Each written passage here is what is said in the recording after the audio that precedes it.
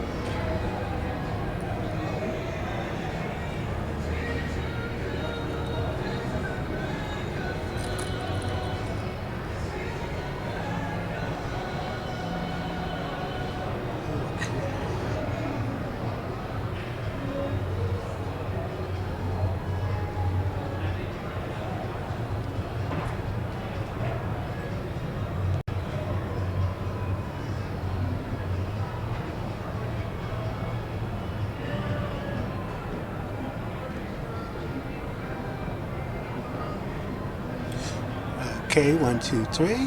1, 2, 3.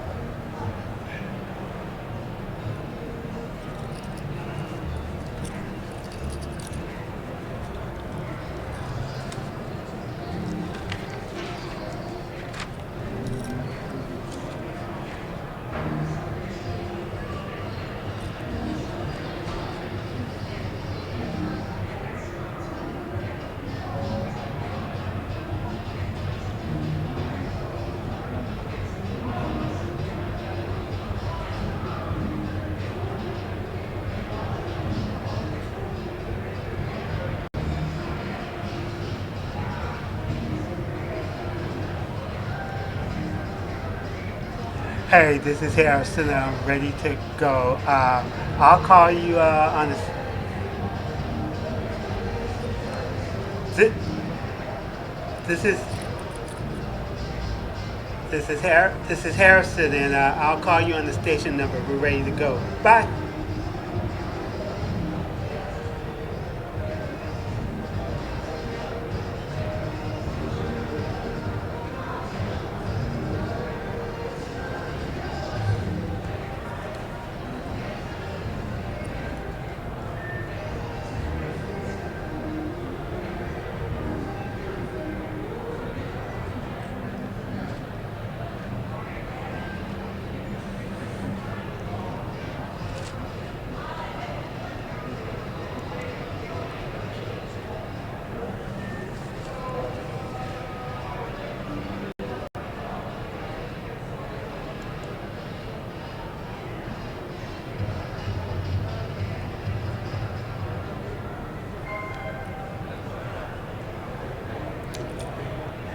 Adam, you should be able to hear me in Q.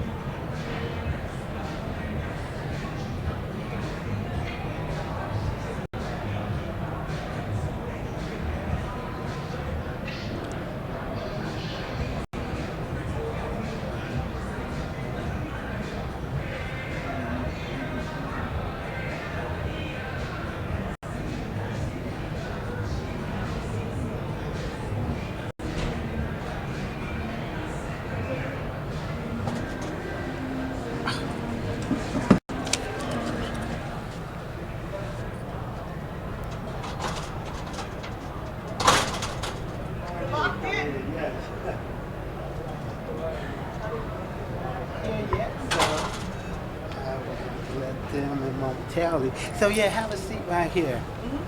May I take a picture of you? Oh, sure.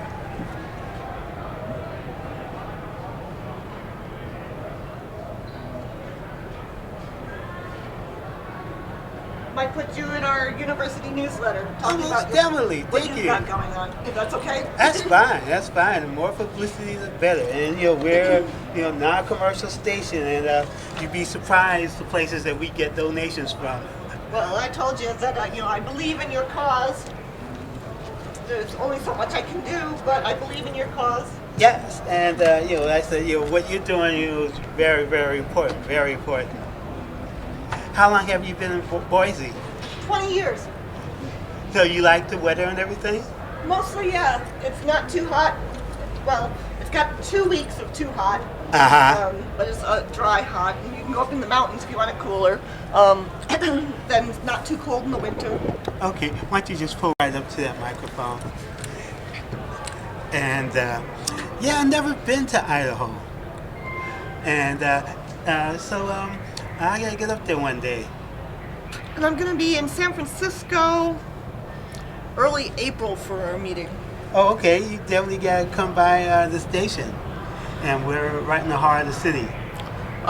When I get closer to that date, I've got at least three trips, I think 4 trips before that. Okay, why don't you just pull up a little bit closer? And I'm a diehard Cal Bear fan, so maybe one day Cal might play a game up in Boise.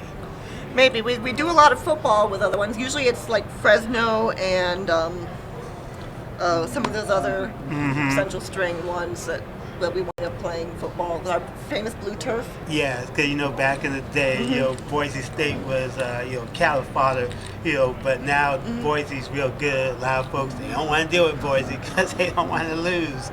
So yeah, I want to go up there. Something I want to do is take a train trip. They got this. I guess it's real expensive going through the Canadian Rockies. But that's nowhere near Boise. Nowhere? Really? We don't have it. No train goes through Boise. Oh, wow. It's about 10 hours north to the Canadian border.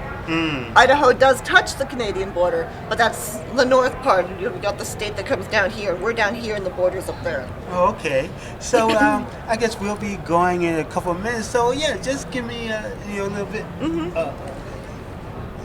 station. Let me call.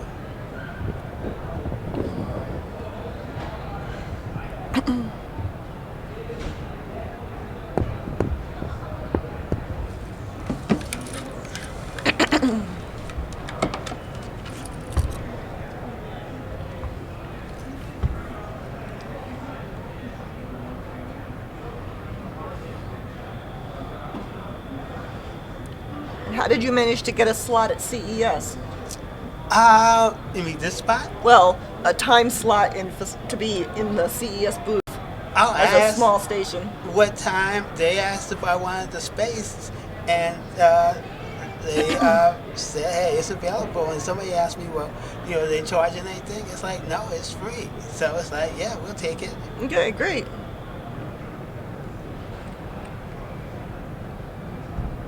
I see you downloaded my biography. Yes. See how up to date it is.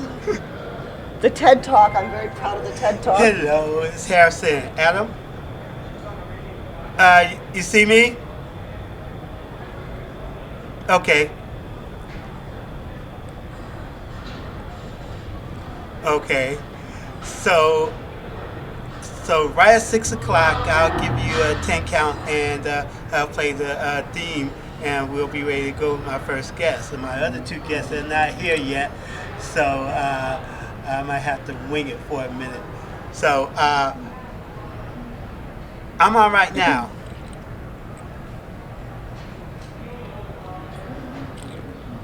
Okay.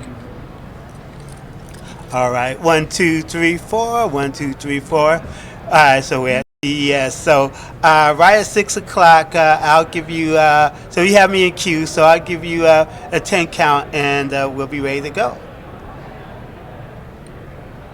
I'll give you the 10. Okay, cool. All right. So we get 3 minutes. So we'll just wait.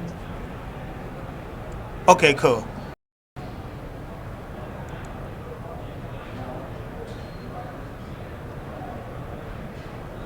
Yeah, they just said you want this space, you can have it. So it's like, yeah, we'll definitely take it.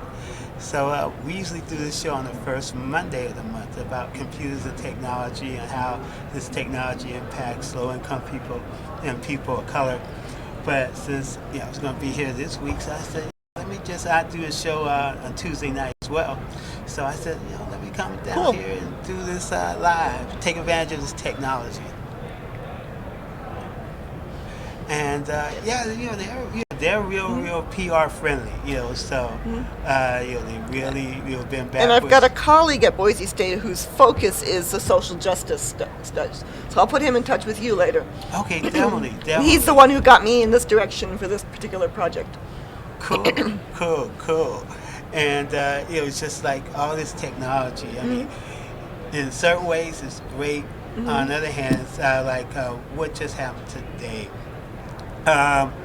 Somebody got fooled on social media. I think it was Maxine Waters. She thought she was talking to somebody, but it turned out to be one of these. Okay, so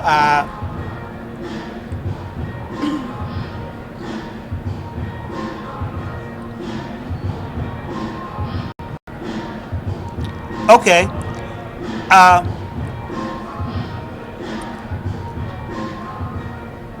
Okay, so the 10 count, and then I'll just bring up the music. And so you hear the music, and I'll just fade down from the music. So once you hear the music, we're good to go. Alrighty, so I guess we can start the 10 count now. 10, 9, 8, 7, 6, 5, 4, 3, 2, 1.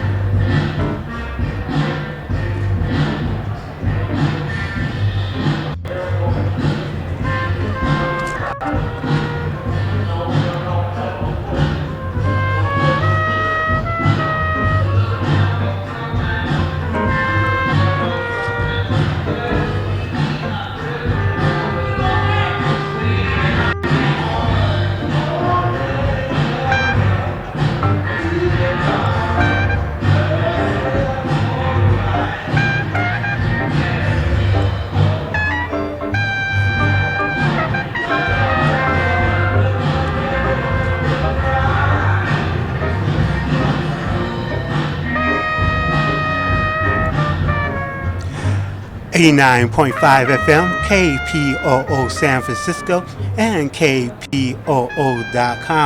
I'm Harrison Chastain, and usually in this time spot, it would be on the spot, but tonight we're doing a special edition of the Computer Show, and we're broadcasting live from the Consumer Electronics Show in Las Vegas. And I have some guests that hopefully they will be here a little bit later, but right now I have a guest. Well, first of all, the Computer Show program that we do usually on the first Wednesday of each month, and we focus on computers and technology and how computers and technology impacts low-income people and people of color.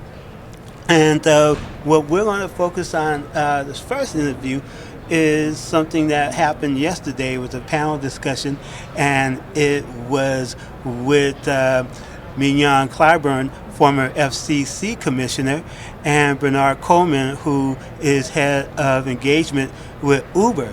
And the title of this panel was Bias in AI, or Artificial Intelligence. And this panel talked about artificial intelligence and how various aspects of artificial intelligence, including face recognition and recognition or lack of recognition on the technology as being developed in cars and other devices that are supposed to recognize people, don't do such a good job recognizing people with dark skin and people of color. So ran into a young lady who is a professor at Boise State University, and she has a student who's working on her PhD in this issue. So we wanted to bring her by and talk about what she's doing and what her student is doing as well. And so we have with us right now Dr. Lisa Barney-Smith, and she earned a bachelor's degree in computer science at Rensselaer Polytech Institute in New York, Troy, New York. And she earned her master's and PhD degrees in electrical, computer, and systems engineering from Rensselaer Institute. And Dr. Barney's research is in image processing and pattern recognition. And the primary focus on her research is to document image analysis, and her doctoral work focused on modeling and understanding document imaging degradations to improve document imaging analysis and recognition. And for her work, she earned the National Science Foundation Career Award, and she has a very, very long resume. We can spend the rest of the show talking about all the things that she's done. But Dr. Barney, I'd like to welcome you to KPOO. Good evening. Well, Harrison, I'm really glad that I ran into you the other night. It's been a pleasure meeting you, too. And could you talk about you said that you have a student who's working on this issue of artificial intelligence and facial recognition and other aspects of this technology? Yes, I have a colleague at Boise State in another department whose research focus is social justice. And one of the things that he looks at is how technology, similar to what you're looking at, how technology can adversely affect certain groups. And he brought to my attention the fact that facial recognition technology quite often does a very poor job on black people and people of color. And he knows that I was doing research, and I have a doctoral student, Ms. Sarah Sedeghi, and she's working on facial recognition, so we decided to adapt her PhD research to see if we can help on this particular topic.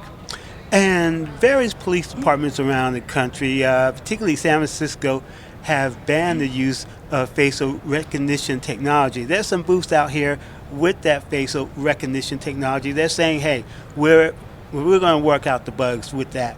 But what's really happening with this facial recognition technology, particularly when people of color are wrongly designated for wrongdoing? Well, it is still a relatively new field, and the technology that's able to do that can do some great things. But the way that learning happens, and it's similar to what you learn as a child, is that it's based on what information it receives. So if you were to raise somebody who's never seen somebody who was black, then that person wouldn't know what to do when they were to see somebody who was black. And that's what we have with our software, basically, is children. And they were trained by students who were doing their PhD and engineers doing their PhD. And unfortunately, the majority of them are white males.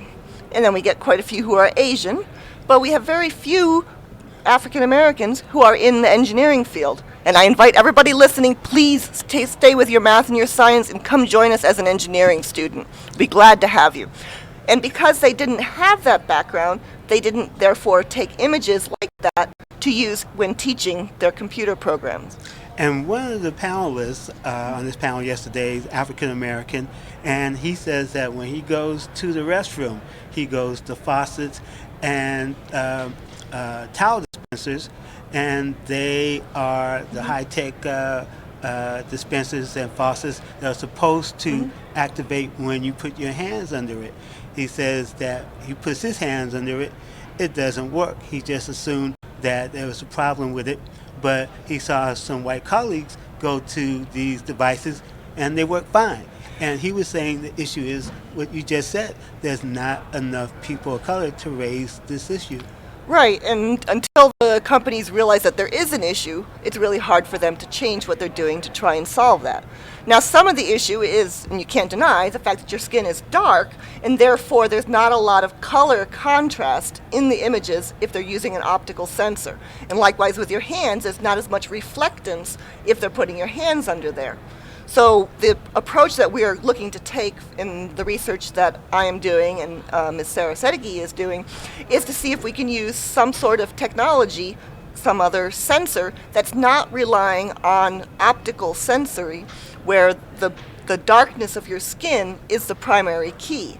So we're going to look and see if we can do something with near infrared, LiDAR, which is looking at spatial position, and use these different things which are much more neutral and therefore can pull in some features which should then be able to work on people with a diverse skin colors.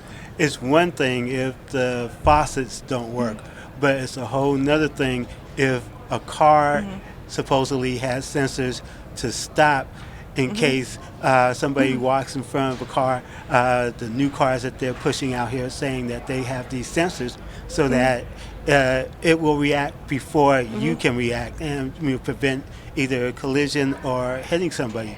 But I've been hearing that, again, this technology does not recognize dark-skinned people the way it's supposed to. Well, my eyes also have a really hard time when some young people are wearing dark pants and a dark hoodie and cross the street where there's no traffic light and there's no light, street lights to show things either. Regardless of what color their skin is, I have a awful hard time seeing them.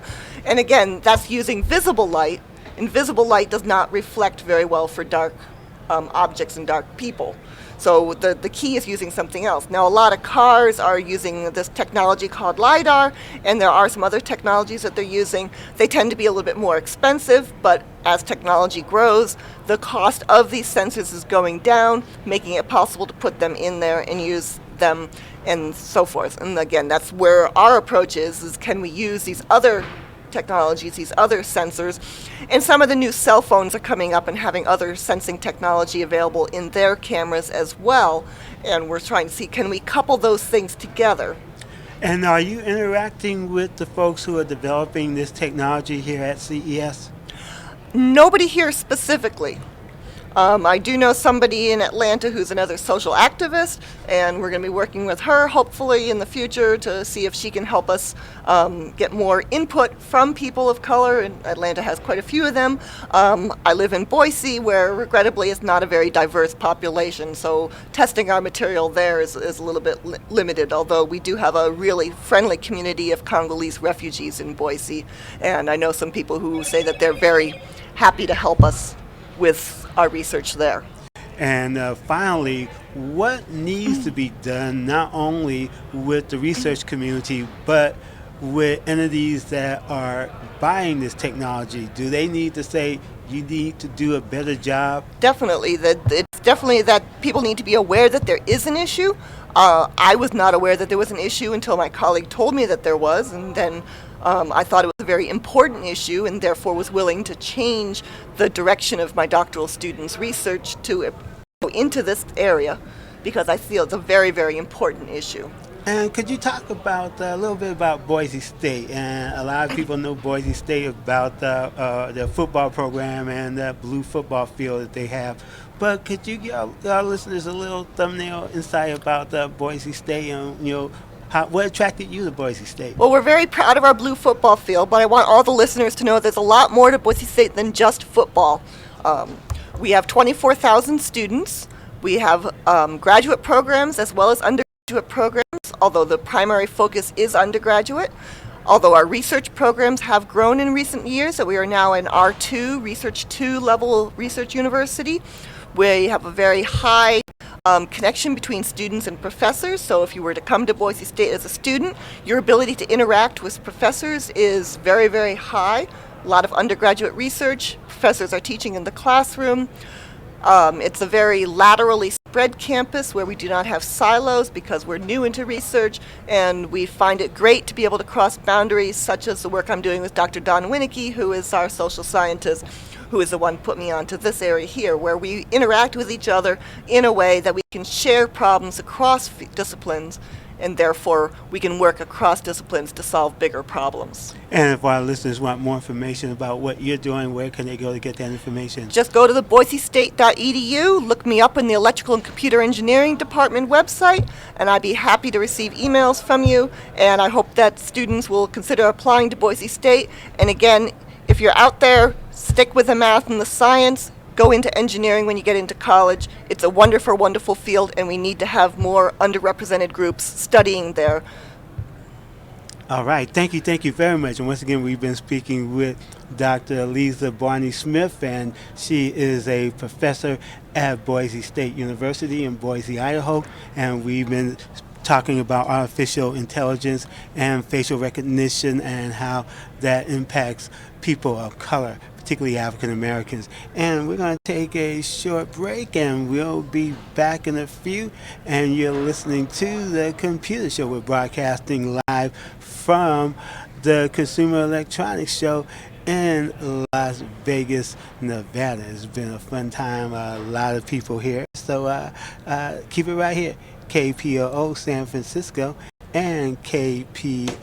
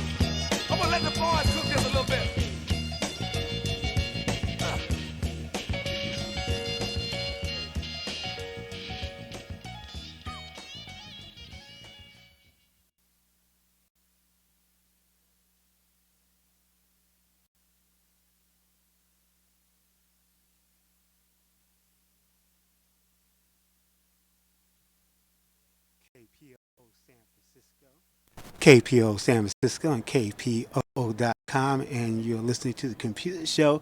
We're broadcasting live from the Consumer Electronics Show in Las Vegas, and we'll be back in a few.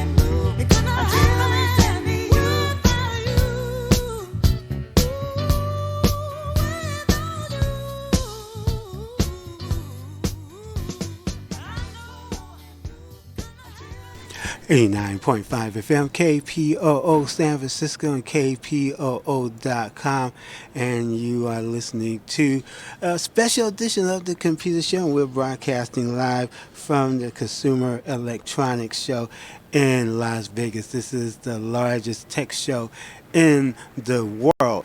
And earlier today, the president's daughter was here, Ivana Trump, and it caused a lot of controversy with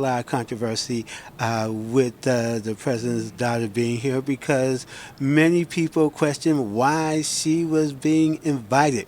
The Consumer Electronic Association has been criticized for not having enough women involved as keynote speakers.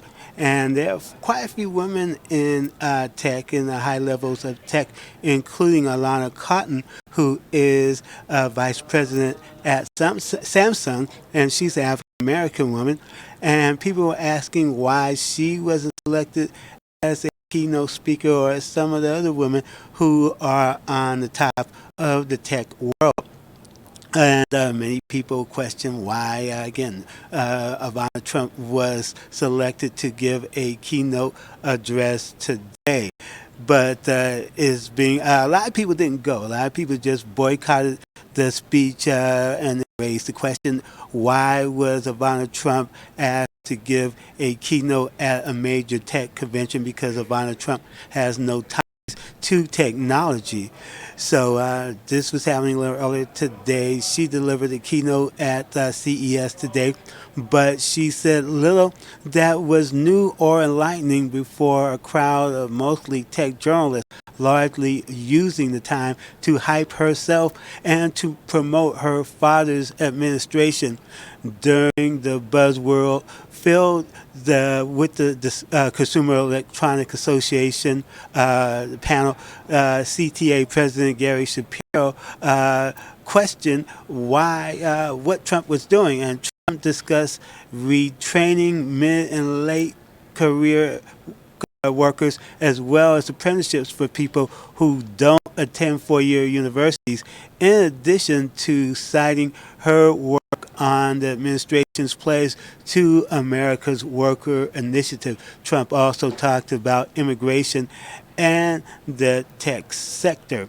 But again, many of the people here at CES didn't go, and the ones who did criticized the decision, saying that CES, as I said, in the field of technology for the keynote, and that Trump has not been a friend to many in the tech industry. So she came and went. A lot of people said they were going to boo her, but they didn't.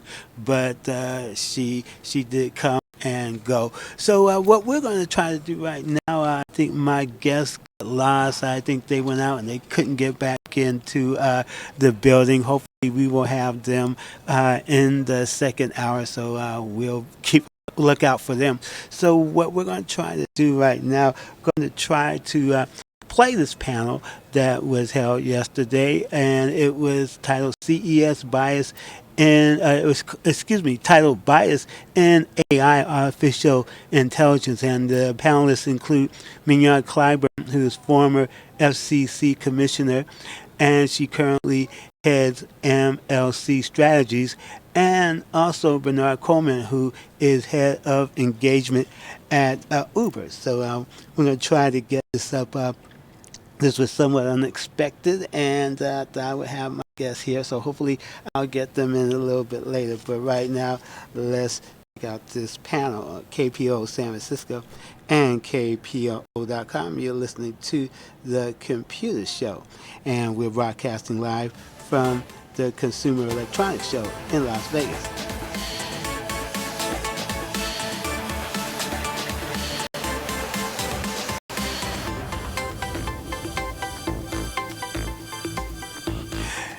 And while this panel comes up, just want to remind you that KPO is an independent, non-commercial radio station. We do depend on your donations to stay on the air and to do things like these live broadcasts. And we want to thank everybody for your donations to help keep us on the air. And we exceeded our goal. And again, we want to thank you very much. And a lot of issues being discussed here at the Consumer Electronics Show involves technology. We've been using this technology to not only do live broadcasts, but to do the live streaming that you can hear on KPOO.com or on the TuneIn app or on the other platforms that you can listen to KPOO on, including smart speakers. And there are quite a few smart speakers being shown at the Consumer Electronics Show, including a smart speaker for the shower, if you can believe it or not. A lot of crazy stuff here at the Consumer Electronics Show. But KPO, we would like to do a lot more live remotes this coming year, and your donations make that possible. And if you weren't able to make a donation during the Pledge Drive, we urge you to do so this coming year. And you can make that donation online at kpoo.com. You can use your credit card, or you can make that donation via the mail, KPOO, PO Box 156650, San Francisco, California 94115. Or you can make that donation in person. You come by KPOO at 1329 Visadero Street in San Francisco. And however way you make that donation, it will be greatly appreciated. And More journalism. I think we got this coming up right now. So here we go. I'm not telling you anything that you don't know already. Snap, Insta, TikTok, what we refer to as capital S stories, right? So Advice Media Group, we're known for our video. I mean, Amy actually used to work at Vice back in the day. I'm from a television background, joined Vice Media 8 years ago into the digital space and kind of shifted from TV to digital, what I now call new media. It's all merged, and kind of have oversight over editorial, social, video, experiential, all content. John Holdridge, I'm the general manager of the brand side at Fullscreen. Joined Fullscreen about 7 years ago. Initially was a startup in the sort of MCN age.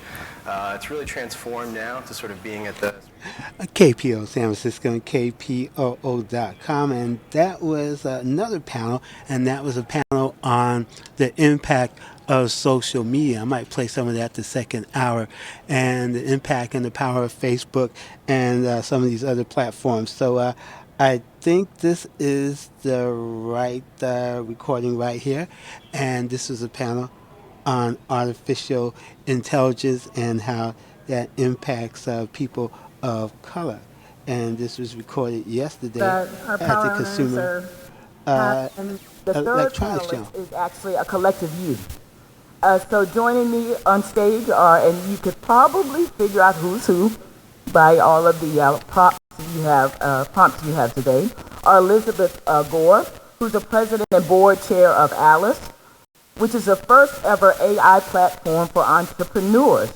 And what distinguishes Alice, which got my attention, is its openness to all business owners, and that it prioritizes women, people of color, those with disabilities, and veterans. And Bernard Coleman, whose wife is my friend, I'm sorry, but I wanted that on the record, who is the global head of diversity and inclusion at Uber. He also is a history maker in this field, as he was the first ever diversity and inclusion chief of a presidential campaign. He will affirm how having the right people in the room and that product and that's key. And so we're going to move right ahead with opening statements. And again, Elizabeth, if you would open us up. Great. How's everyone?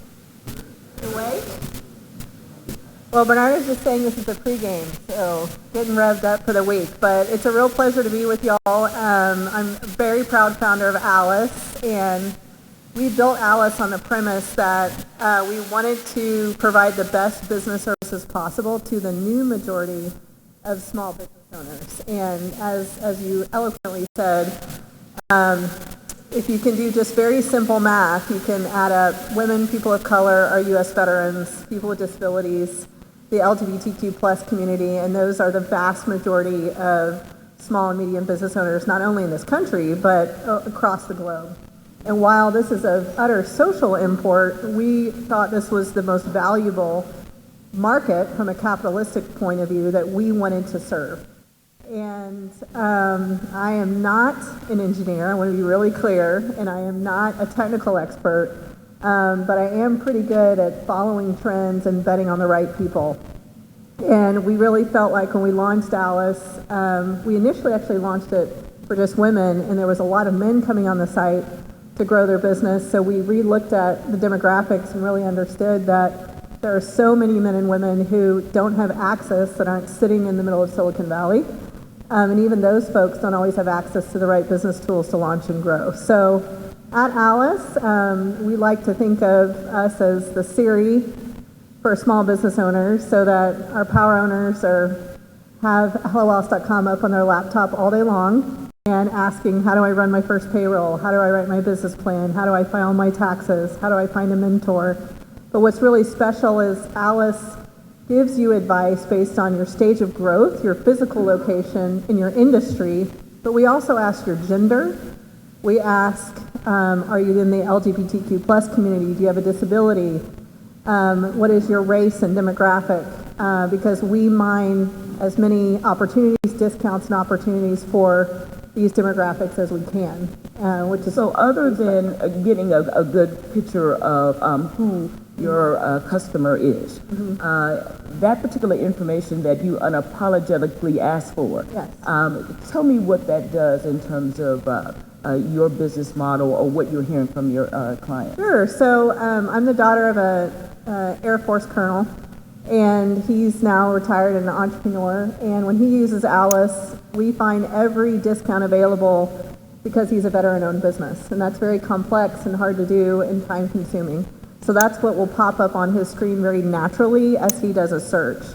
My co-founder, Carolyn, is Latina, and she's a dual passport from Bolivia. And what pops up on her screen, in addition to any normal business service that we would say to anybody, she's also looking at joining the Hispanic Chamber of Commerce or being encouraged to register as a minority business owner because she can get better rates in certain areas, or the peer-to-peer mentorship groups for Latinas. So you're going to get business services, obviously based on location, industry, as well as stage of growth, but you're also going to get that extra layer that really supports the founder themselves. So that customization is your brand benefit. It is. And it is beneficial to those emerging business owners. So Bernard, if you could join the conversation. Sure. So I'm Bernard Coleman. I've been with Uber for about 3 years, and I think most of you are probably familiar with ride sharing, but I think Uber is much larger than that. It's a platform that I think ignites opportunity for a lot of different people in a lot of different ways. We have Uber Freight, which helps with logistics for long-haul trucking. We have Uber Health. We have autonomous vehicles. We have Uber Eats, is one of my favorite things because I'm on parental leave or ending. My parental leave is ending, so Uber Eats is coming very handy for me. But when you think about it, it not only is a tech company, but it connects people on a personal level. I mean, it's actually, you're in the car interacting with people, you're interacting with the person who might deliver the food, but on so many different levels. It's a level upon level of interaction. So I think it's an amazing platform, both personally and professionally. And when I think about my remit, so inclusive engagement, what does that mean? Including people, making sure people are at the table, making sure that your workforce is representative of society. Because Uber has about 27,000 employees worldwide. And obviously, how we show up in different markets is important. And we want to have a reflective workforce that could best understand that market, and so we can perform well and serve our customers and our couriers and all the people who interact with us very well. So I feel like my prior career was in politics, but it's all about engagement and working with people and understanding what motivates people, what helps them be successful, what helps them thrive. And I think Uber's that platform that kind of connects everything. So it's been a fascinating journey because when I first got to Uber, it was largely, when I came in, it was largely ride sharing, and now it's all these different areas that touch in so many people's lives in so many different ways. So if you look at the signage today, this has been the AI room of sorts. And a lot of you have been here earlier, and today I think about 10 or 11 o'clock, there have been at least 3 other AI-centric panels. But this one is dealing with bias in AI. And a question, in speaking with some folks, those who don't know me, I wore another hat a couple of years ago as a federal communications commissioner. And one of the things that I've heard and seen a lot is the lack of a diverse presence when it comes to the showroom floor, let's be honest. And it comes through loud and clear with some of the evolution and the development and origination of products and services. So can you address this, head on, address that as an issue, and what does that mean in terms of this incredible ecosystem that your consumers have found benefit? I've found benefits, especially when it comes to the shopping, but honestly, if you speak to some people in some cities with surveillance and others, there have been some negatives. So if you could just head on address some of the challenges in the room. Sure. Well, first of all, in technology, let's just talk about venture capital. I think there's a huge track on that tomorrow. Women are getting less than 2% of venture capital. If you're a woman of color, that goes down to the teens in individual digits, not even a percentage. And to me, that's a big indicator of how individuals are left out in the new economy or the new technology economy, because that's a big marker. And so, what does that look like? Why, when someone walks in a room and pitches, what kind of reaction are they getting? Or are they ever even walking in the room at all because they know about those opportunities? And so what we're trying to see on Alice is Alice is open to every owner in our country, but we're working really hard to make sure access to capital, for example, whether that's venture, loans, lines of credits, applications, grant opportunities, are actually getting to the people who are the most qualified. And that means all of us. And so, but that is so much easier said than done. Even for us, we made a commitment that coming out of the gate, our technology would always be more than 50% diverse. And that's incredibly hard when you look at those who are tech-enabled are still a smaller percentage of our white male counterparts. And so what we had to do is not just make an inclusive technology, but go to where individuals are working to introduce this technology to them. So if we want a larger portion of women or people of color or people with disabilities to utilize Alice, we have to partner with organizations, institutions, and enterprise companies that are overtly working with these individuals or veterans. So it's not just as simple as let's make a really inclusive technology. You have to partner. So out of the gate, we had significant partnerships with accelerators that were specifically for Latinos or the National Hispanic Chamber of Commerce. We're working now with the NGLCC, the National Gay and Lesbian Chamber. So there is innate bias, not just in the technology, but where people are, how they use it. And I think you have to step out, even if you're generally behind a computer typing all day, you have to go out and introduce technology to the groups that you're hoping will use them the most, not just assume that everyone is. And that's a big philosophy for us. So getting back to the beginning, when I told someone I was going to be here today and mentioned the title of this panel, they pushed back and said that basically this is being framed all wrong. That the title of this panel should not be thoughts for bias, in terms of bias in AI, but it should be broader in terms of bias in society, and that the question was plain and simple, and she asked this, and this has come from a number of people, including, and I'm going to say her name wrong, I hope she's not in the audience, Olga Raskakowski. You know her, I mispronounced her name, but she said, as if it's impossible to have an unbiased human, how could we possibly have and build an unbiased AI system? So I wanted, to put that to you because, Bernard, I know you've been in the D&I space for a number of years. You have affirmed, why it's so important to have diversity in the room. But is that a valid question, and are we approaching this all wrong in terms of, again, just looking at this panel and just the name of it? I think that's a great question. I think it's first looking at the genesis of the issue. How do we get to this place? I think people get to solutions without actually understanding the origin. So let's say I'm starting my company. I started with my friends, and let's say my friends all look like me. We start building something. We are working in a vacuum, thinking our idea is great. We go to market. The thing is, we haven't included others to get more data.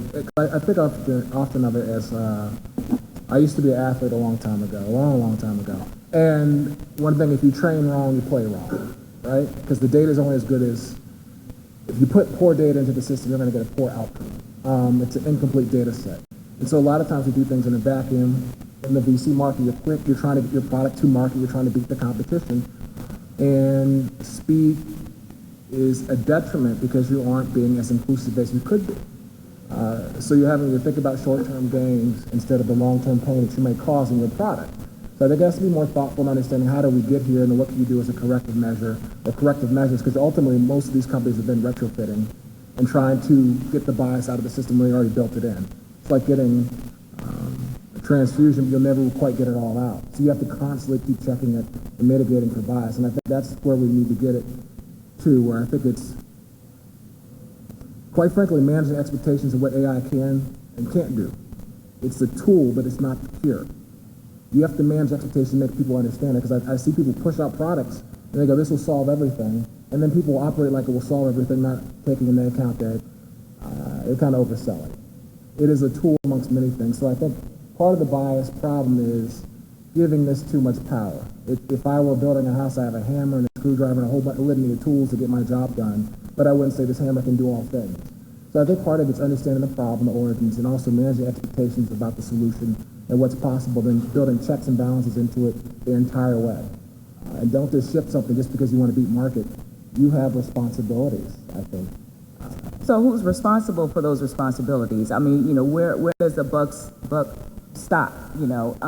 In terms of those who are innovators in the room are attempting to realize a lot of expectations, trying to, I guess, get their return, on their investment, sweat equity, as well as,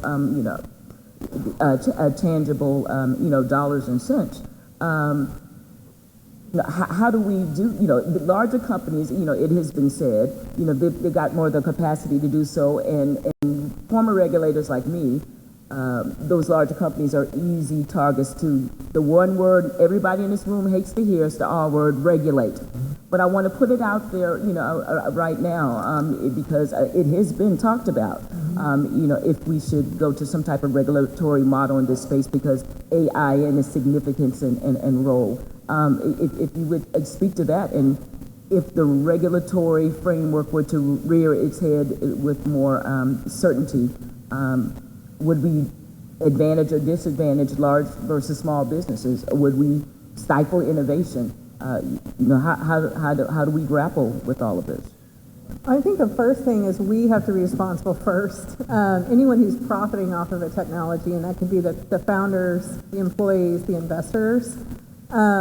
We've made a lot of mistakes with Alice, and we will continue to. And what we try to do is listen to our owners and our partners and be very transparent when we do make those mistakes. Those of you who are technical in the room, when you're building a machine learning platform and you're tagging and you're having to use terms, societal terms to tag, for example, it's been really hard. I think Bernard and I talked last year about when you're logging onto Alice and we ask your race, we say, are you African American or black?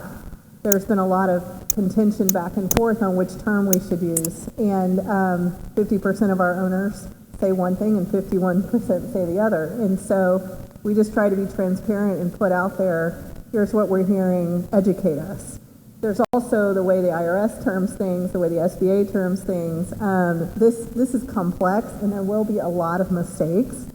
Where I think, though, folks need to be held accountable is when the bias is hurting folks. It's either hurting them literally, physically, or pulling them out of opportunity, and that's where I do think there is an appropriate place for regulation. And remind me what the law is called that we were just discussing. The European GDPR. And so really ensuring that there is actual accountability behind bias, and when you use an algorithm, how are those decisions being made? And really, if I break down and really look at that law over in Europe, really what it's talking about is transparency. And also having someone how many of y'all had clicked? I saw an ad the other day that had 2 football fields of one person's privacy policies printed all the way across 2 football fields. How many of you really read those? They're very complex unless you have an attorney to do that. So what this new law is stipulating is that someone has to be able to actually talk you through how some of those decisions are made. And it also said that it's projected to create 75,000 jobs, by the way, that role. So, my big thing is when bias is inherently pulling someone away from an opportunity and or hurting them, I do think regulation should step in. But I do think the buck stops here with all of us who are at the helm and profiting off of this information. And I'm very happy that Alice is a profitable company. We're a successful company. But we've done it in a way that I want to instill values within this information.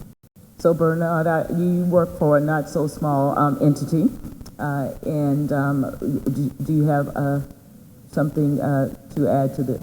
I'll say this in my Bernard hat. It's complex. I think the goal should be to do no harm. I do think you should have high ethics and hold yourself to a high standard and keep reevaluating what that standard is, because technology will oftentimes moves faster than the law can keep up.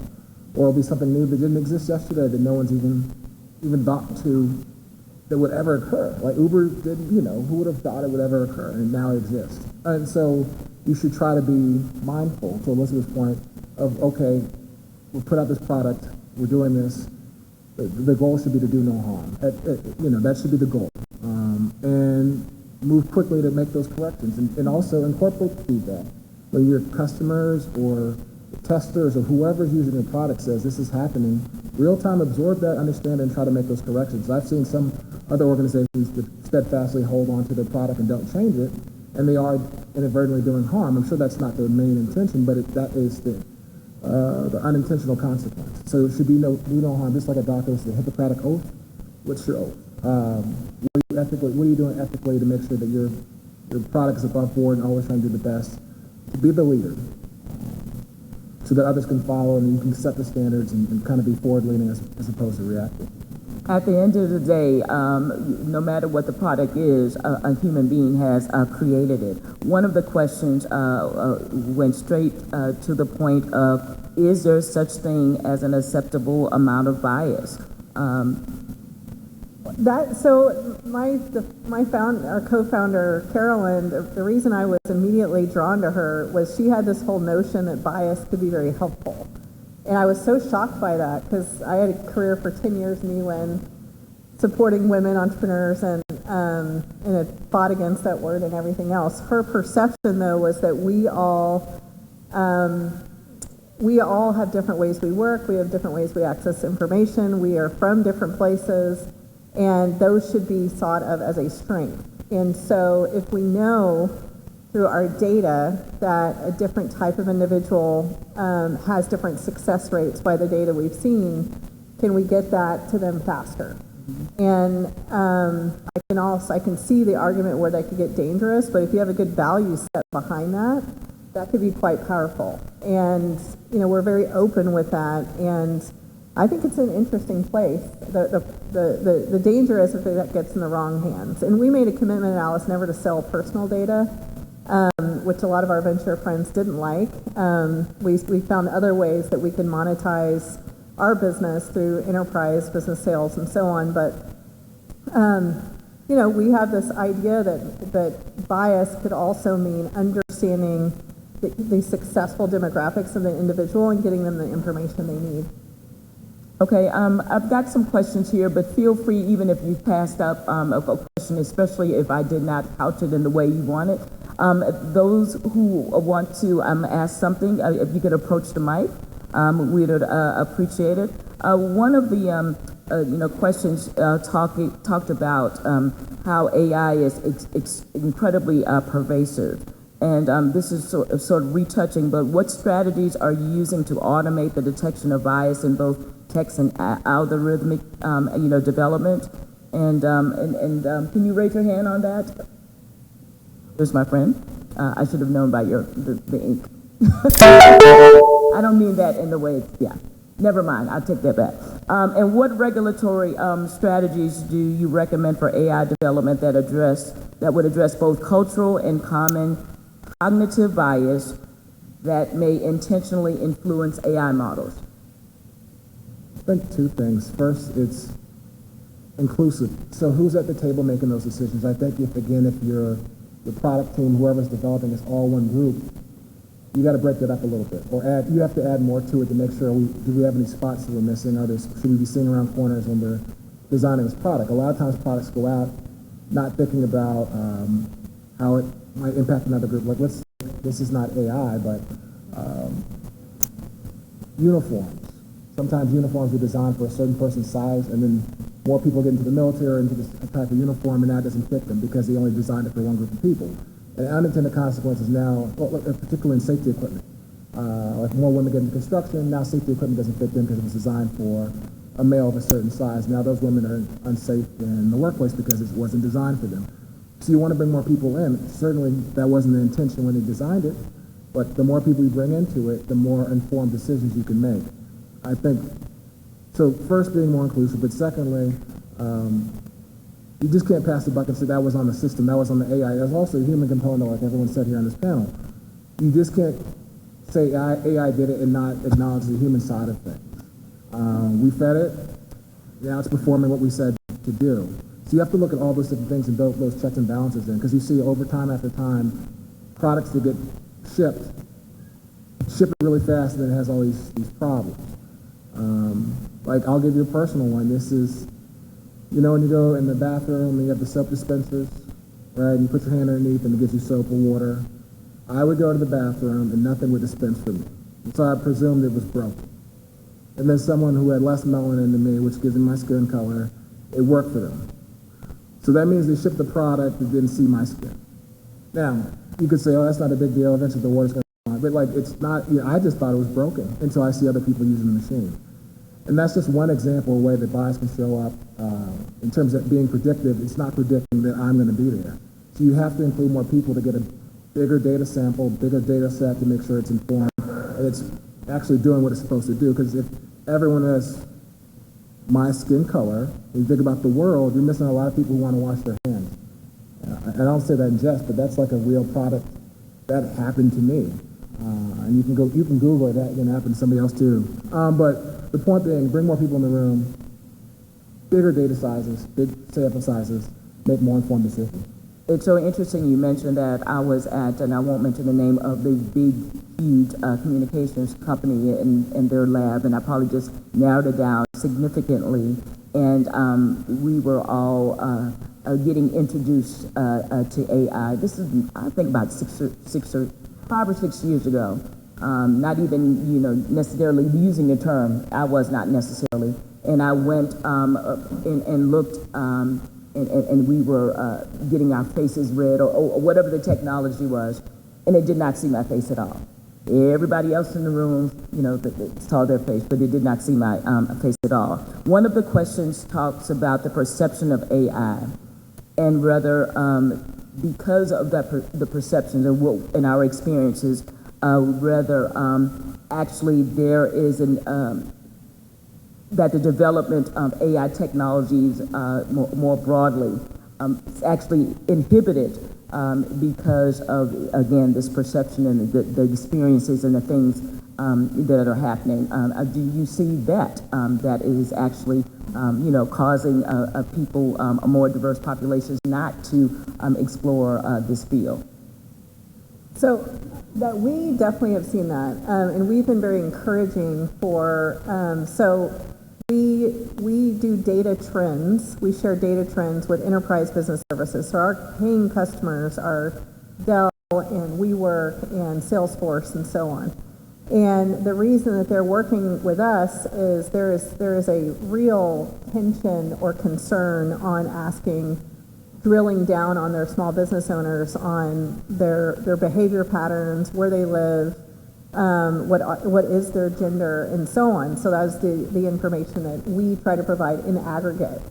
But I do a lot of talks with enterprise business services C-suite about how do they actually find the new face of the new majority of business owners, and then ensure that you're using the right technology to put out the right services for different individuals or locations or whatever that is. And there's such a nervousness there to talk about, and this is more on the diversity and inclusion side than actually the AI piece.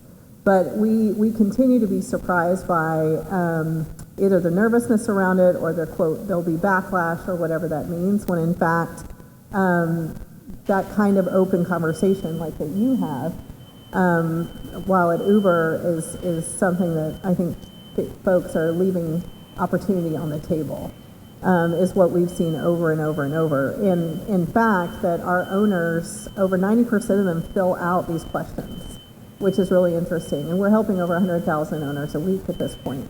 And they answer these questions. We're very transparent with them that we won't be sharing their personal data, but because it allows us to get them faster business services.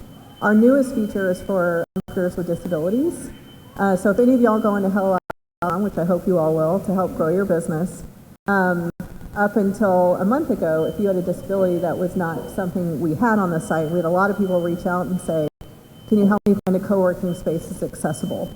Can you help me do this? Can you help me do that? And so that is a whole new feature that we've rolled out. We came to find out the majority of organizations don't provide that information or ask that questions because they're afraid of HIPAA laws.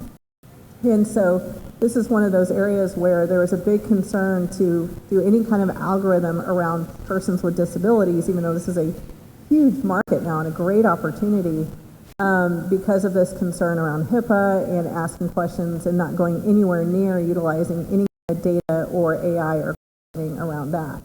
So that was a very recent area. So we brought in, which I feel very strongly about, people with disabilities to advise on this whole track for us and be employed by us to ensure that we're doing this in the right direction with the right resources and that it's beneficial. But we see this nervousness all the time. A big part of it is the lack of understanding, I think, of how this could work, but also for our world, the whole diversity and inclusion piece. There's an academic you may be aware that challenges, and this is more to the audience, what she calls the cultural attitude of scientists. And when we speak of that means innovators too. She talks and she codes this as an illusion of objectivity.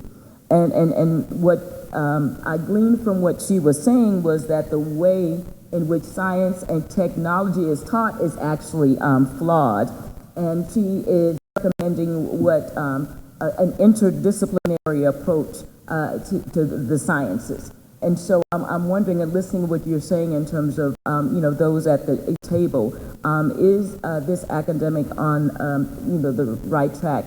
And I'm wondering out there if you think that the approach in terms of the teaching of science slash technology, if that's all wrong. I don't know if you have any quick thoughts on that before I take. 89.5 FM KPOO San Francisco and KPOO.com. And you're listening to a live version of the computer show for a Tuesday night. And usually we do the computer show on Wednesday, the first Wednesday of the month. But we are broadcasting live for the Consumer Electronics Show in Las Vegas. I was supposed to have a couple of guests this evening, but they weren't able to make it to this part of the convention center. So we are airing a panel discussion that happened yesterday about bias in AI, or artificial intelligence. Face recognition has been a very controversial issue. The city of San Francisco and other police departments around the country has banned the use of facial recognition for law enforcement purposes because of the very high error rate for people of color. And many cars here at the Consumer Electronics Show have new technology that supposedly will stop a car if a person darts out in the street or otherwise is in a situation where they could be hit. The car is supposed to be smart, so it stops the car before that person does get hit. But there's been reports that this technology does not work well when people of color are in danger of being hit. So there's been questions about what needs to be done to make sure that there are resources and researchers and programs out there to make sure that this technology does not get out until it's proven that it does not discriminate against people of color. And the panelists include Elizabeth Gore, who has a website, Hello Alice, and this site works on diversity issues, and Bernard Coleman, he is head of engagement at Uber. And the moderator is Mignon Clyburn, and she is a former FCC commissioner, and she heads up MLC strategy. So we're going to get right back to this conversation. And then after this conversation, we're going to listen to Commissioner Clyburn. We did a short interview with her, and we're going to get her perspectives on this issue of AI bias and also other concerns about communications. And again, you're listening to the On the Spot and the Computer Show right here on KPO San Francisco and KPOO.com. And we are broadcasting live from the Consumer Electronics Show. And this is in Las Vegas, and this is one of the biggest tech shows on the planet, if not the biggest show. So let's get back to this conversation. From their audience. I just personally think we can learn so much from academia. I wish we could meet more. Academics are doing some amazing things in the sense that they're in the front lines of work, and a lot of times corporations, organizations, they should be talking more. Because you could actually, if you're doing this in their laboratory, you could apply that in practice in your organization as pilots and test and see if these things actually work in real time. And that way you're talking, you're perfecting, you're getting a bigger data set.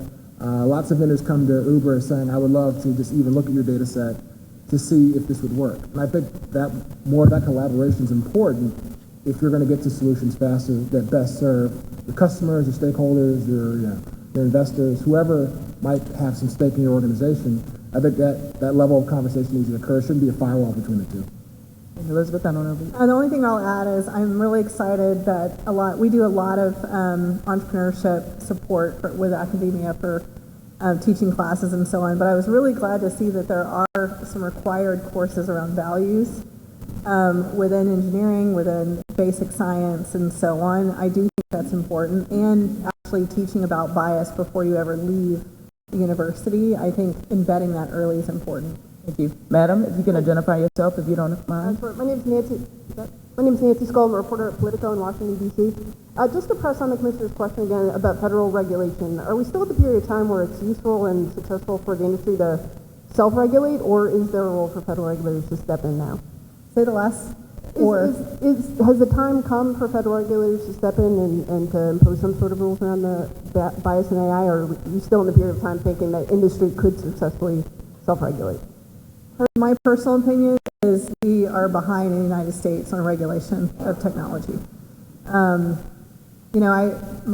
South Texas in me equates it that if you're in a bar and someone starts screaming profanities or racial slurs or some sexual orientation at you, you get kicked out of that bar. And I know that seems trivial, but we have the capacity to do that in social media now, in technology, with algorithms. Why aren't we doing that? And so I actually think we're way behind on regulation. I'm wondering, and have you been hearing about any other standard-setting bodies, within to the journalist's point about a sort of pathway or an acknowledgement to police themselves? Is there any move or push for again a standards, some type of regular internal body that's sort of a self-regulating model, set certain baselines? I'm not a policy expert, so that's my disclaimer. I see certain states like California, they have more progressive laws, and they're kind of pushing the envelope. And I noticed when I used to work in politics years ago, if one state does it, other states look to the model of that state to see if they can replicate it. So I think that's an interesting state to watch. And so you could see sometimes a domino theory and a high adoption rate if the regulations make sense and people think it works. But that would probably be my depth as a policy expert. Well,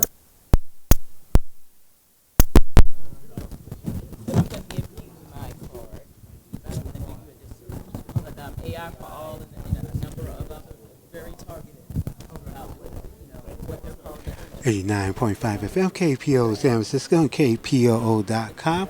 And coming up, an interview with former FCC Commissioner Mignon Clyburn about issues of AI bias in artificial intelligence. And once again, you're listening to the Computer Show, aka On the Spot, on KPOO San Francisco and KPOO.com. And coming up in just a few minutes, we're going to hear from a panel of experts about the power of internet and particularly Facebook, YouTube, and other entities in social media, and how those social media entities can be used to promote whatever you may be doing, product, service, or whatever. So that will be coming up in just a few minutes right here on KPOO San Francisco and KPOO.com. And there's a ton of people here. Not too many African Americans here. It's more than the first time we came to see ES about 10 years ago. So year by year, it seems to be more African Americans who are coming to the Consumer Electronics Show, but still the number is real strong, and the organizers of the Consumer Electronics Show are trying to encourage more African Americans, not just consumers, but content creators as well, to come to the Consumer Electronics Show. And again, this happens in the first part of January, and I believe we got this interview coming up. Honorable Miyon Clyburn, former FCC commissioner, and she is running her own operation. Real quick, what are you doing now? Well, I am a consultant based in Washington, D.C., working with technology and communications companies. And at this panel, many people, well, one of the things discussed at this panel was about bringing more people to the table for development of artificial intelligence. And recently there's been articles by former Google and Facebook employees, African American, who say that these companies are not a good place for African Americans to work. If Zuckerberg, people who are running Google nowadays, and Twitter were here, they would tell you, oh, we got lots of African Americans at our companies. We were recruiting and hiring, blah, blah, blah. But it seems that these people, they leave real quickly, or they stick around, but they say they're not happy with the culture. What needs to be done to change the culture of these tech companies to bring more people not only to the table, but to keep them there? Well, one of the things that I think would benefit us all is to try to get on the same page and to recognize that it's not one problem. Number one, there's an issue and a challenge with recruiting and getting good talent in, because if you only go to 5 or 6 schools, you're only going to get 1 or 2, types of individuals. So if you don't go on majority campuses, if you don't go in areas that are outside of MIT and Yale and Harvard, then you may not get a big, number of diverse persons there. Also, you need to look at what is going on the inside once people get hired, because there is 50% of those who work at a lot of those large companies say that there's a problem when it comes to the climate or the culture of the workplace. Less than half of that same number of those who are hiring those bosses say it's the same problem. So you've got one population, 50%, saying that there's a problem at work in the work culture, and you've got the bosses saying that there are very few issues. So there's something going on. There's a disconnect here that needs to be addressed, and we just have to face it head on. A lot of things that happen in tech or don't happen in tech happen because of financing, and there's not too many African American venture capitalists out there. What can be done to persuade more African Americans with money to become VCs in tech, or to get a group of African Americans to pool their money to invest in tech? You just answered your own question, to be honest with you, that we need to look at not everything that's going to make you, that has the potential to make you money is a sure thing. And sometimes, I understand when you don't have that money, that that much money, you have to be safe. But sometimes we have to take risk and invest in ourselves, and not necessarily look for that immediate return. Or sometimes, lose your money if you think the cause is right. And the reason why we don't hit that big bonanza is we're so scared about losing. If we get rid of that fear of losing, and I'm not saying that you should invest your last dollar in something, but if you got $3 and can afford to lose one, then invest that in a concept or an idea with a person that might look like you. You might be surprised what the dividend might yield. I want to ask you a little bit about what you used to do at the FCC. And radio shows, syndication was the big thing in the last 20 years, with Imus, Howard Stern, and Tom Joyner dominating local radio station airways. And all those are gone now.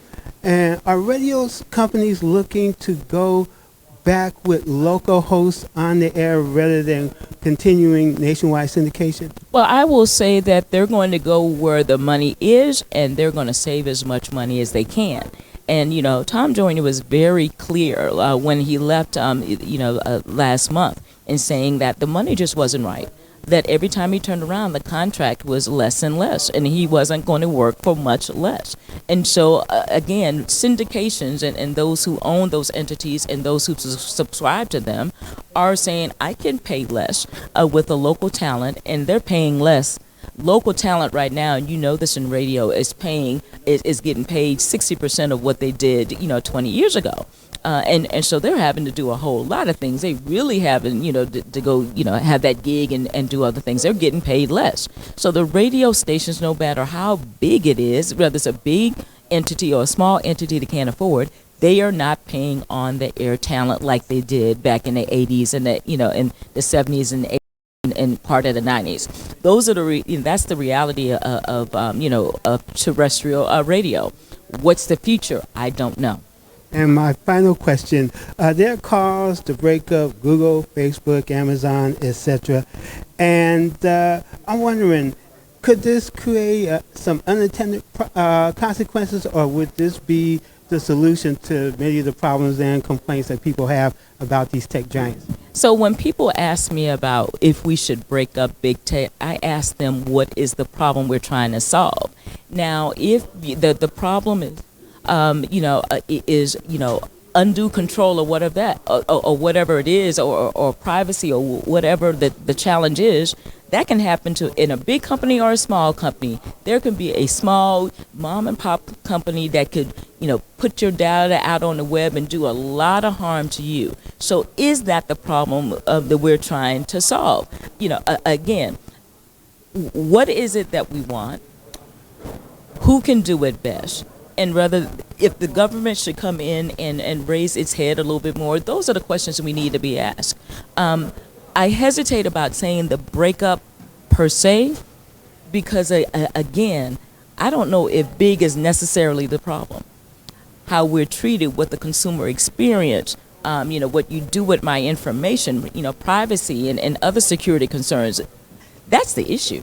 And so let's make sure that we're asking the question, because breaking up, you might break up a big tech company and create 10 more, and you will have 10 more problems as opposed to one. And so that's my hesitation about going straight to break up and not looking at what the problem is. And if our listeners want more information about you and getting in contact with you, how can they do that? They can look me up at or email me at mignonClyburn@gmail.com. 89.5 FM, KPOO San Francisco, and KPOO.com. And you are listening to The Computer Show on a Tuesday night. And we are broadcasting live from the Consumer Electronics Show in Las Vegas. And you just heard from former FCC Commissioner Mignon Clyburn, and she was giving her views on what's happening in the world of technology. So we're going to take a short musical break, and when we come back, we're going to check out a panel discussion that was held yesterday about the power of YouTube, Facebook, and other social media technologies. And many folks have in recent days talked about these entities, Facebook, Google, having too much power. And African Americans have said that it's not the best place to work, and need to be done to regulate these companies. So we're going to check out a little bit of AWB, and we'll be back in just a few. You're listening to On the Spot, The Computer Show, KPOO, broadcasting live from the Consumer Electronics Show in Las Vegas.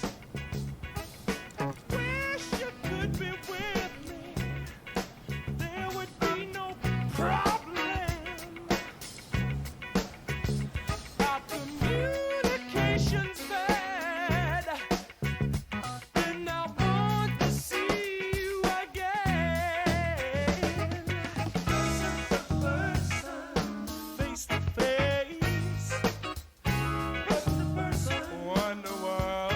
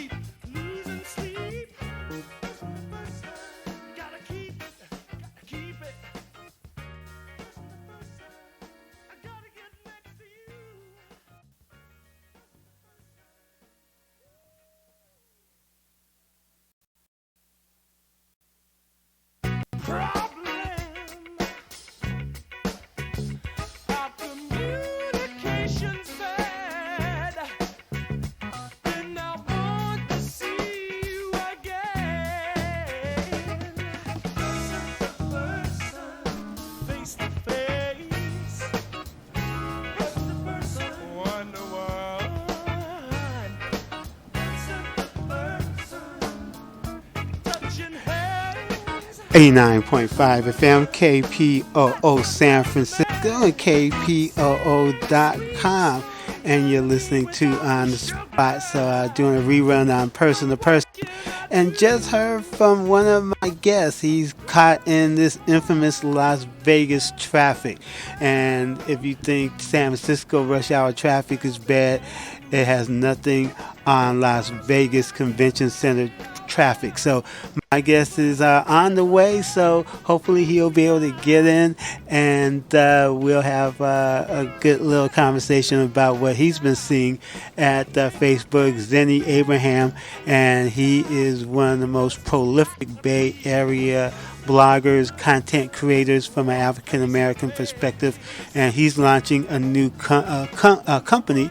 So we're going to hopefully get him in before we go off at 8 o'clock. And you're listening to KPOO San Francisco and KPOO.com.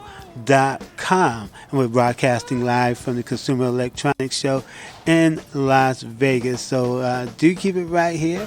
And we'll be hopefully with my guest, Zenny Abraham, in a few minutes as soon as he gets into our studio. We're in the middle of the Las Vegas Convention Center. So do keep it right here. KPO San Francisco and KPO.com.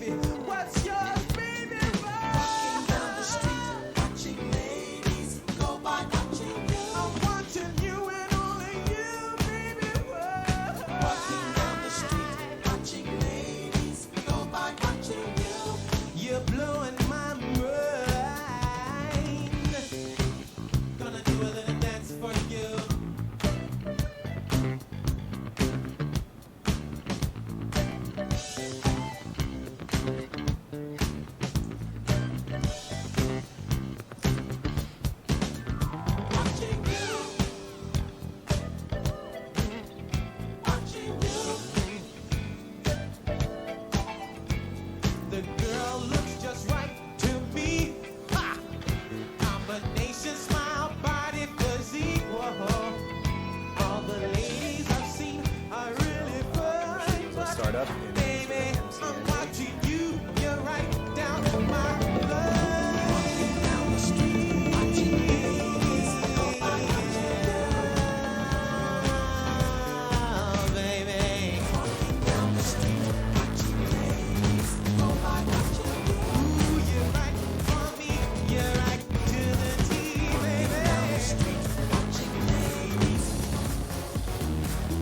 KPOO San Francisco and KPOO.com. And you're listening to On the Spot and the Computer Show. We're broadcasting live from the Consumer Electronics Show in Las Vegas, and we're waiting for our guest Zenny Abraham, and hopefully he will be joining us before we go out the air at 8 o'clock. But right now we are going to air a little bit of a panel discussion that was conducted yesterday, talking about the power of YouTube, Facebook, and other social media technologies. And there's been a lot of controversy about these technologies. So let's go to this panel right now. KPOO San Francisco and KPOO.com.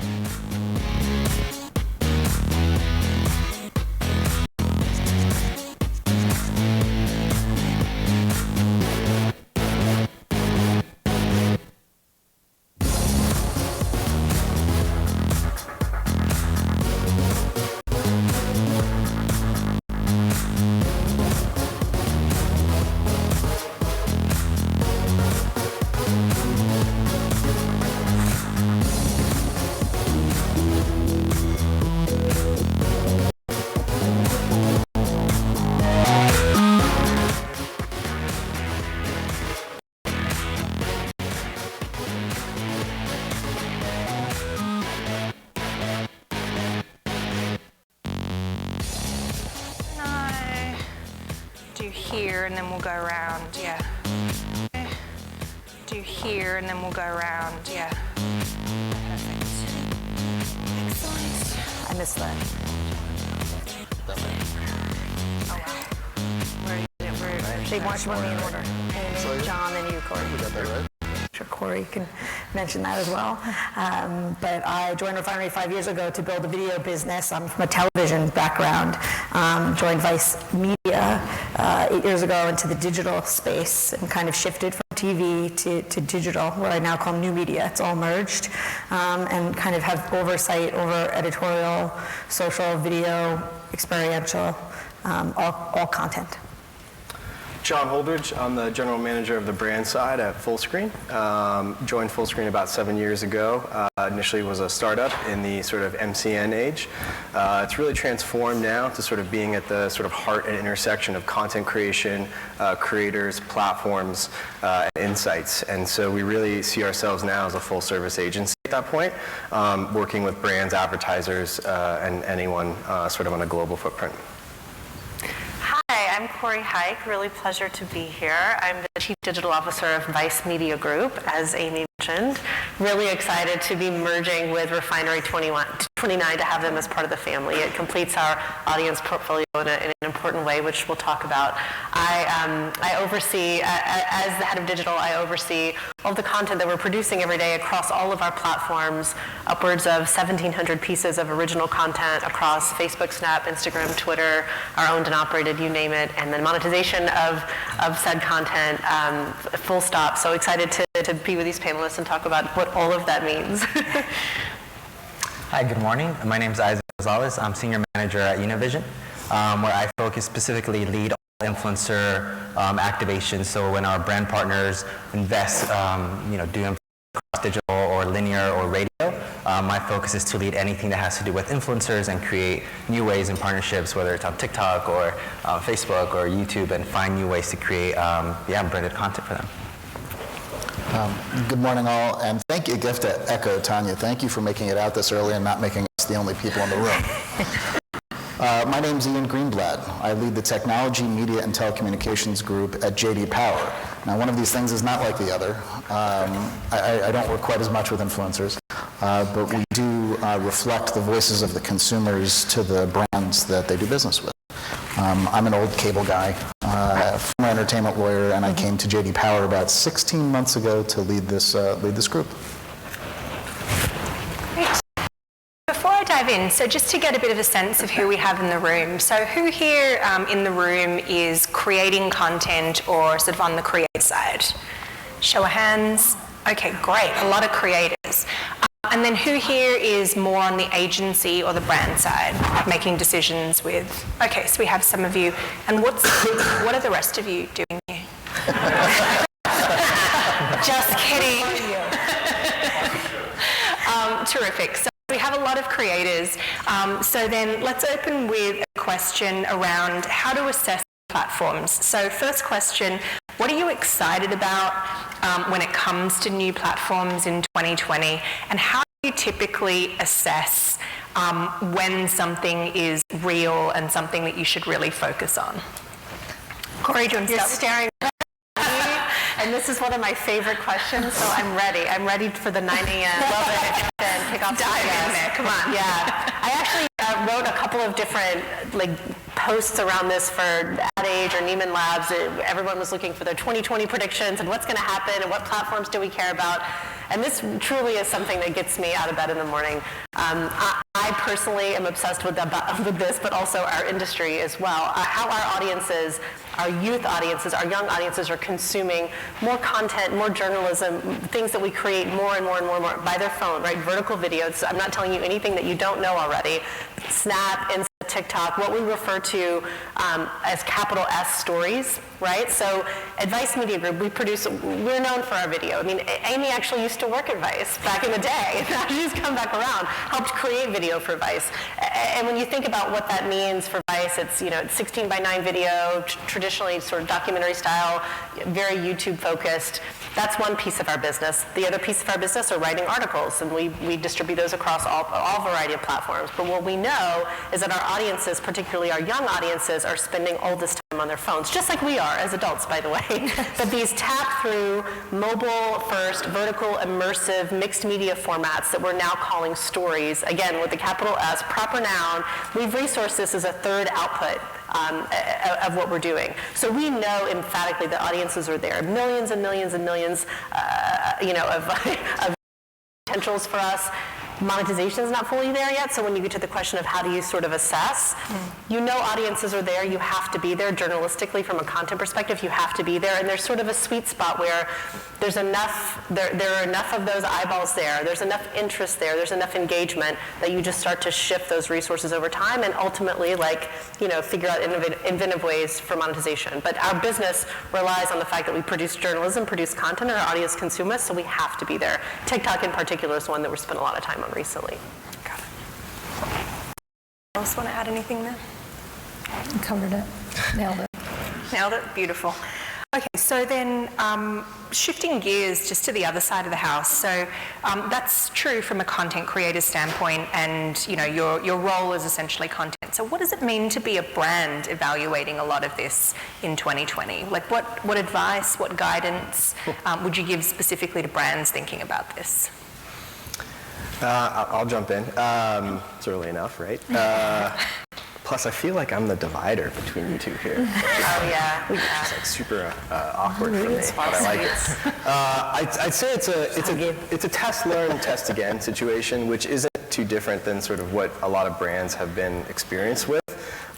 Look, it's a bit of the Wild West right now, and I think it's going to be for a long time. There was so much of a traditional model where we knew, any CMO knew that if you spent X, you got Y return on television.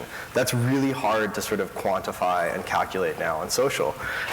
We're about to sort of turn the corner where we've essentially just moved the TV wars to SVOD wars, and that's essentially starting off and repeating the cycle. But as you think about social, you think about platforms, and as you think about a brand trying to sort of carve out relevancy, look, we're hearing a lot of chatter around potential recession. I think there's inevitably going to be some sort of a social recession. And I think, quite frankly, there's a lot of fatigue around social. And for when you think about it now, there's more content than eyeballs, right? There's more content than we have allowable time in our day to consume that content. So you become very selective in terms of what you want to watch, how you want to program your day. And as a brand, you have to ask yourself, do I fit into that agenda? Do I find some way in which I have some relevancy that I can sort of find a way to sort of be present and with that person? And so I think you really have to move beyond what we've heard, disruption into integration. You have to move beyond sort of thinking about like traditional programming and ad spots. And it becomes very much immersive. So if I'm a brand, I'm testing a lot of new technology. I'm testing a lot of ways in which I'm finding behavioral science in terms of how people are consuming content. And I'm leaning into doing a lot of testing and learning and trying new platforms and seeing if there's a way in which I can create some relevancy there. And I think the biggest thing for them is to just break the standard model. That's really the way to think about it. I'll add something. I think for brands, the biggest thing 2020 and has been 2019 is brand safety. For anyone up here, I think the common denominator for us is that we have trust in our brands. Univision really is one of our #1 things that we always have to check if people trust our brand. And journalism and in elections, I think there's a lot of misinformation. So for us up here, I think it puts us in the responsibility even more, but we're in a really good place where brands can trust us. It is the wild, wild west, but I think the brands are now seeing that they can't just spend money anywhere. They can't just buy any random impression. They have to go to the companies that are the gatekeepers and select the right influencers, select the right content, and really check if what they're putting in their advertising is brand safe. So that's one of the things for us, 2020, that we're looking forward. How do we find tools? How do we find ways that every single time that we present an opportunity to a brand partner, that they have 100% confidence that when they're doing something that they're not going to wake up the next morning and say, what did this influencer just say, or what did that publication just say? And that it becomes a PR crisis, it's a nightmare for any brand out there. So that would be my #1 recommendation, is make sure that your partners that you're working with take brand safety as their #1 concern, because if they do that, they're looking out for you. I think also as a brand, though, what audience do you have? What audience are you trying to get? And how are they utilizing your product, your brand, already in these existing platforms?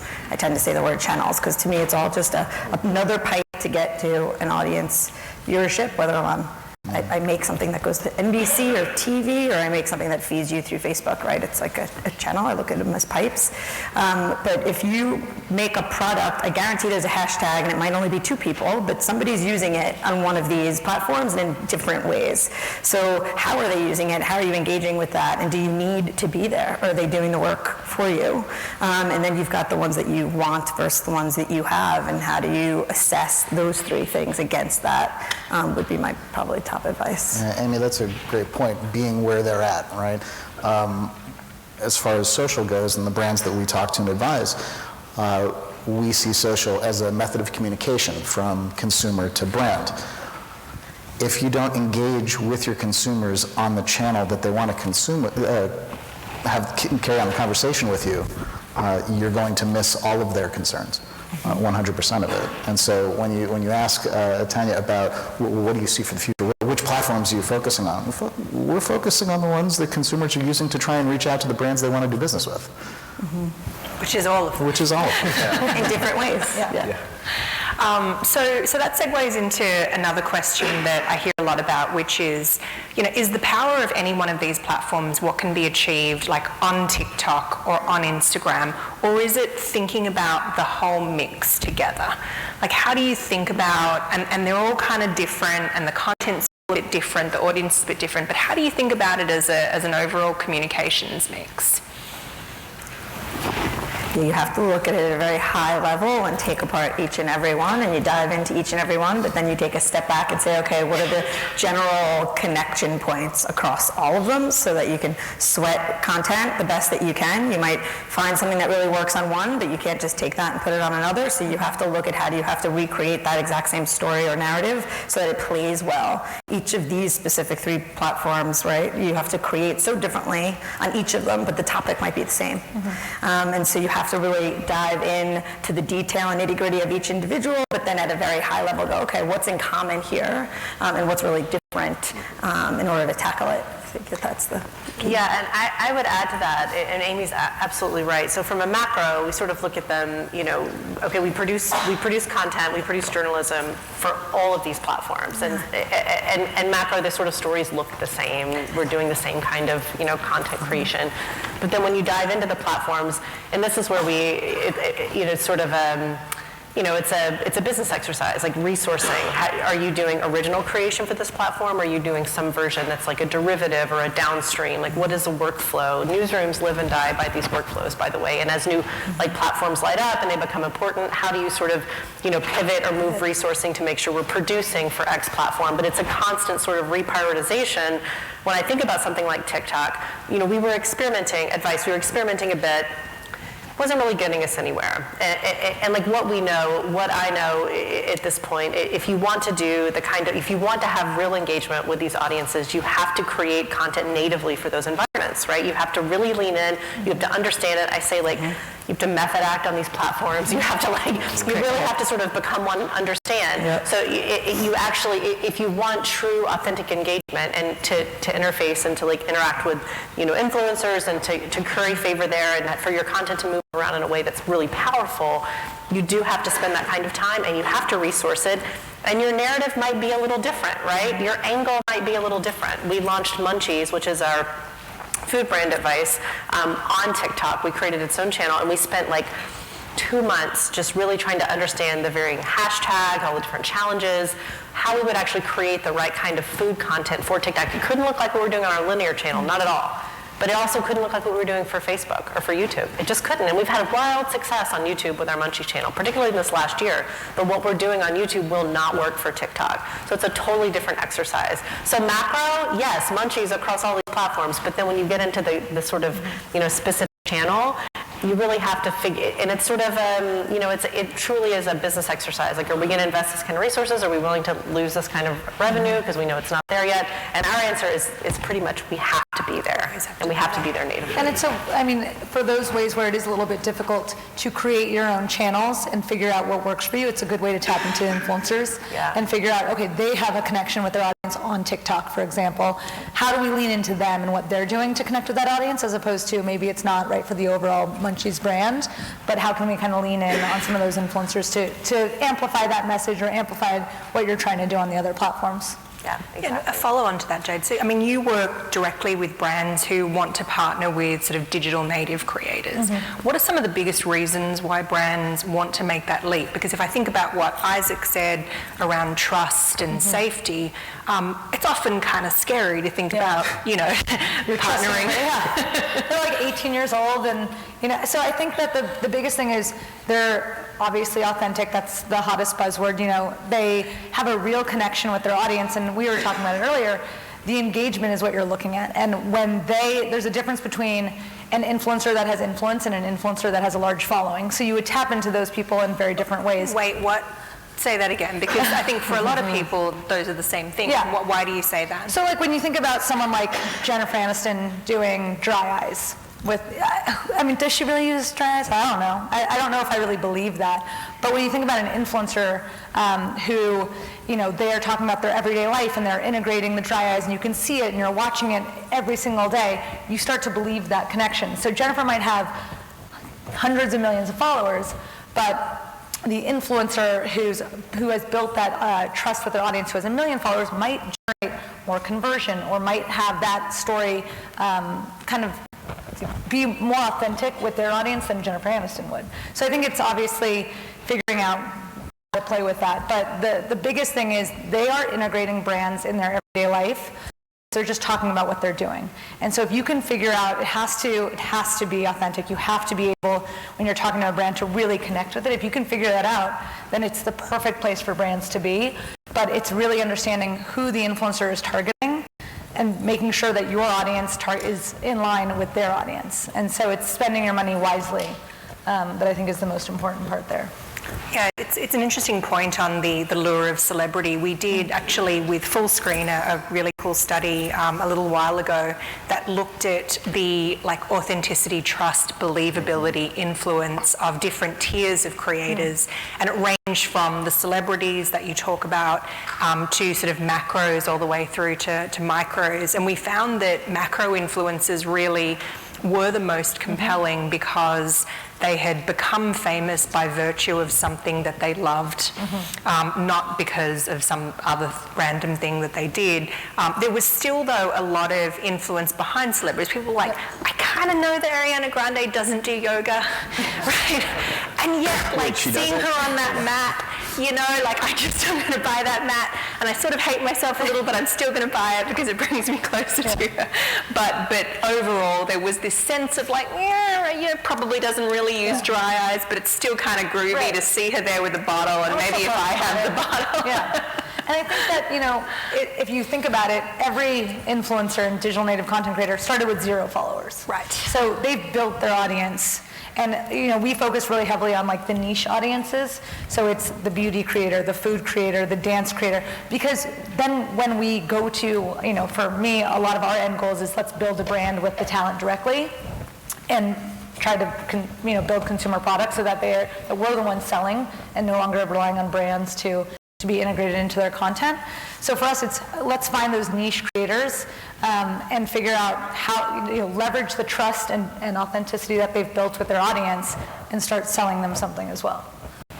So I think one thing that's probably worth mentioning is I think we're all sort of diving in here going, obviously brands, do and ought to partner with creators, publishers, because it's the right way to distribute. But, it's worth pointing out that really not that long ago, many advertisers were still putting, and probably still are, putting their TV creative and repackaging it for social, putting dollars behind it and sort of wondering why it's not going so well. And in some cases saying, well, it's because Instagram's no good, or it's because Facebook's no good. So how would you describe the benefit of partnering on branded content, knowing that it is a little different? You can't just evaluate it based on CPMs or others. How would you describe that opportunity to advertisers or agencies that are still kind of assessing the value of it relative to what they might be doing on their own? Well, the metrics are changing, right? It's like there was a time where there was a direct ROI, and now when you think about sort of ROI, it could just simply be, people leaned in, and that's important. And that's, you brought advocacy, you brought awareness, you brought different kind of components that maybe elicited somebody to take an action. For me, it's like, we're in this interesting moment where I think looking at sort of broadly social and what, and we keep saying kind of you have to lean into influencers. Like there's a lot of really powerful brands that are acting and operating like influencers themselves. And so we want to make sure to kind of double click on that for a second. And I think they're really smart because they're sort of treating the old standard woodshop class method, which is measure twice and cut once. And I think you're looking a little bit around sort of where is the white space opportunity, what feels like it's super saturated, is there a place for my voice to live in there? And then to your point in terms of like how we get sort of connection, so much of what you saw when early brands adopted social was they were repositories, right? A place where the 15s and 30s went to die. But really what's happened is they've started to lean into the fact that if you start to make content that's for these specific platforms that lean into sort of how people are consuming that content, that's when the rubber meets the road. And so I think that's the most interesting thing that I'm seeing a lot of brands and advertisers do is like this whole funny war right now with QSR, right? And quick serve, and you see Wendy's and you see Burger King, and they're all kind of fighting back and forth on Twitter. But it's really almost jovial, and at a point that it's like they're sort of on the money and on the nose, and it's working for them. And I feel that actually what's happened is influencers have actually drawn into some of those conversations, and so they've kind of created this fun component where they're the focal piece. And so I think that is where I see a brand leaning into a platform, be it a YouTube, a Twitter, or Instagram, in their own way, and finding sort of a way to have whatever we want to call it, authenticity or a voice or some sort of connection to the audience. And I think that's the relatableness that we want, right? We don't want to see it like, oh yes, I follow this name, but this name feels like it's got a personality. And then there's a little bit more of that intimate connection, and that's all that we're craving for, because at the end of the day, you're staring at a screen, so it's only as intimate as you make it. So I think on the influencer side, when you're talking about brands working directly with influencers, it's really giving them the space to allow them to create and not necessarily giving them a script, which is, obviously very different than what traditional brands are used to when they're creating advertising spots. So we have a lot of, when let's say it's a brand that says, hey, I want you to say, you're going to get $100 off, and use that exact words, instead of our client having the flexibility to be like, you guys will never believe it, $100. Like, they have to have their own way of communicating to their audience that their audience is used to. So having something scripted for them is going to sound like an ad, and you might as well just buy the impressions if that's what you're looking for, as opposed to really leaning into what the influencer is creating already and having that be an integration as opposed to like a straight ad spot. I think it's really it's changing that perception. Yeah. John, what you said I think is right on the money with brand as influencer. So JD measures public perception, right? We've 5 million surveyed a year across 176 annual benchmark surveys a year, and just about every vertical you can think of. It's that perception that we reflect back. And so why I really like brand as influencer, it's how will, and one of the things that our counsel to brands is that what is that perception you seek to change or alter? If you're a telecommunications company, are you trying to make sure that everyone who sees your feed or subscribes to your feed understands that you have the highest network quality of any of your peers? Or is it that you're looking to promote your corporate citizenship, which in fact does mean something to the consumer? Consumers are making choices based on those. So I really like that phrase as brand as influencer, because it's right on. I think you just nailed it too, though, that an older generation didn't care that the commercials just went on the internet. The internet was new. Everybody was like, great, I can watch the commercial on this thing called the internet. I mean, we didn't think about it. 10 years ago, we weren't just watching on the phone. The younger audience has a higher expectation. They don't want to just know about the product, they want to know about the brand. They expect corporate responsibility now. They want to know who made it, where you made it, what do you do, who are the people that run the company, how do you treat your employees. And all of that information is a ton. It's like we get encyclopedias. That's not the case. They can Google anything and they will find the information. So you need a lot of people to help tell all of that story. They're not going to corporate sites to read about it. It's not, I always say the hardest part about the younger audience is at Refinery, we would be giving information I know exists on Google or 89.5 FM, KPOO San Francisco, and KPOO.com. And right on cue, the phone rings. And we're going to be wrapping up this live broadcast of the KPOO Computer Show and On the Spot. We've been broadcasting live from the Consumer Electronics Show in Las Vegas, and we just heard a part of a panel discussion about the power of YouTube, Facebook, and other social media, and what folks need to be done, what folks need to do to be more relevant on these platforms. And a little bit earlier this evening, we did an interview with Dr. Eliza Barney Smith, and she is a professor of computer science at Boise State University in Boise, Idaho, and we were talking about artificial intelligence and facial recognition and how that has worked to the detriment of people of color and what researchers like her are doing to reverse that trend. And we're going to throw it back to the KPOO studios, and I want to thank Adam for holding the controls down at the studio, and you can check him out tomorrow on his program, Wake the Town, and he'll be on from 3 until 5:30, so you definitely don't want to miss that.